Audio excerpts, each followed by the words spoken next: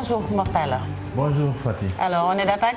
On est d'attaque. Attaquons avec l'Observateur. Avec l'Observateur Fatidien qui nous raconte ce drame familial aux Mamelles de Dakar, l'affreuse histoire du colonel des douanes qui a égorgé sa fille. Sa réaction après avoir commis l'irréparable, ses premières confidences aux gendarmes. Il est sujet, selon le journal, à des troubles mentaux. Mohamedou Sall est interné à l'hôpital Fann avec son épouse. Et puis cet entretien sur le ventre de l'Obs du docteur Marie-Khémesse Ngom Ndiaye, l'interview vérité de la directrice de la santé, Marie-Khémesse Ndiaye, qui dit pourquoi il y a une transmission communautaire exagérée du coronavirus. Des produits traditionnels sénégalais contenant de l'artémisia sont testés en même temps que le Covid organique. L'Obs s'arrête également sur ces chaos qui ont fait l'arène. Lutte avec frappe, l'arène raconte ces chaos. Bismindoy, Elton, Boy Kairé. Révélation sur des soirées cauchemardesques. Révélation également, Libération qui revient sur ce drame aux Mamelles avec des révélations. Le colonel Mohamedou Sall bat à mort sa fille âgée de 6 ans.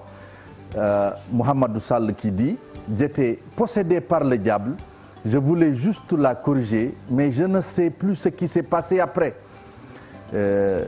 En la corrigeant, Mohamedou Sall a cogné la tête de sa fille contre le lavabo de la salle de bain qui a explosé en 1000 morceaux. La maman de la victime a tenté de se suicider hier. Sa sœur jumelle, inconsolable. Vox Pop également qui revient sur ce drame aux Mamelles. Un douanier égorge sa fille de 7 ans. Le présumé meurtrier, le chef de section d'écriture de la douane du Môle 2 au port de Dakar.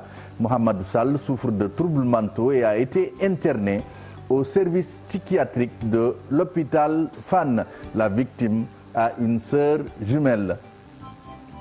Tribune également qui compte ce drame aux Mamelles. Un colonel égorge sa fille. Les Échos qui revient sur cette affaire de corruption dans la magistrature pour donner un peu la parole à Alioune Ndao, ancien procureur près la CREI sur la justice. On est dans une situation de descente aux enfers. 90% des magistrats ne font pas confiance au Conseil supérieur de la magistrature. J'ai l'impression qu'on a une autre justice que celle qu'on avait l'habitude de voir. Et puis sur le bandeau de Les Échos, Covid-19, Gorée enregistre son premier cas et ferme ses portes aux visiteurs. Le Témoin qui revient également sur cette affaire de corruption chez les disciples de Thémis pour nous dire, magistrats, le mythe s'effondre de l'affaire Momar War Seck à la polémique entre les juges Ousmane Kane et Yaya Abdoul Dia. Elles sont nombreuses les casseroles que traînent les magistrats et qui écornent malheureusement l'image de ce prestigieux corps.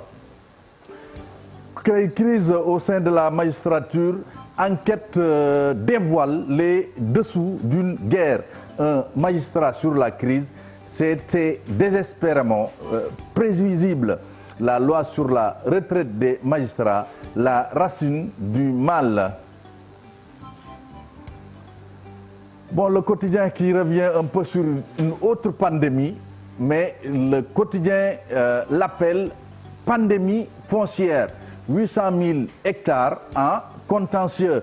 Et puis cette bonne nouvelle pour freiner la propagation du Covid-19, le quotidien nous dit qu'il y a une légère baisse. L'As qui donne la parole à un monsieur sans masque, Abdou Fall, qui serait sans masque en parlant de la gestion de la Covid, du dialogue politique, du troisième mandat et de la crise malienne. Et puis cette guerre, cette sale guerre des livres après les livres de Sonko, Latif Coulibaly, Thierno Alassane Sall, Pape Alé Niang, Alioune Fall, la liste n'est pas exhaustive. Les journaux sportifs qui reviennent toujours sur cette fin de saison avec la finale de la Ligue des Champions. En parlant de l'équipe type de la saison, Bayern 4 joueurs, Paris Saint-Germain 4. Naples toujours avec l'accord supposé pour Koulibaly. Le président de Naples, De Laurentiis, attendrait plus de City. Stade qui revient sur une question critiquée et reléguée au second plan. Gana doit-il rester au PSG? Le souci de Malick Daf, c'est que Gana ne doit pas rester au PSG. Badara Sarr, Gana n'est pas dans les bonnes grâces de Leonardo. Et puis le journal qui nous apprend que les 262 milliards de Neymar et Mbappé n'ont pas suffi. Tourelle, Messi est le bienvenu à Paris. Et puis sunu lamb pour terminer, Modou Lo chicoté, Yekini détrôné, Tyson humilié. Que reste-t-il à Balla Gaye 2? Que reste-t-il à Balla Gaye 2? Modou Fall. C'est un grand spécialiste de la lutte. Hein. Peut-être terrasser Gris Bordeaux, hein, et puis se refaire une santé. Espérer croiser à nouveau Modou Lo pour le détrôner et reprendre la couronne. Je pense que c'est une bonne réponse. Ouais, c'est une très bonne réponse. Voilà. Merci beaucoup Mortala pour cette revue des titres. On passe à présent à la pensée du jour. Oui, ce ne sera pas difficile comme l'autre jour, je pense. Le soleil qui brille n'ignore pas un village parce qu'il est petit. C'est un proverbe africain. La chance sourit à tout le monde, peut-être. Ouais. Quelle que soit ta position. Tu peux toujours bénéficier de... Vraiment, quoi. Parce que le soleil, quand même, il est très généreux. Surtout.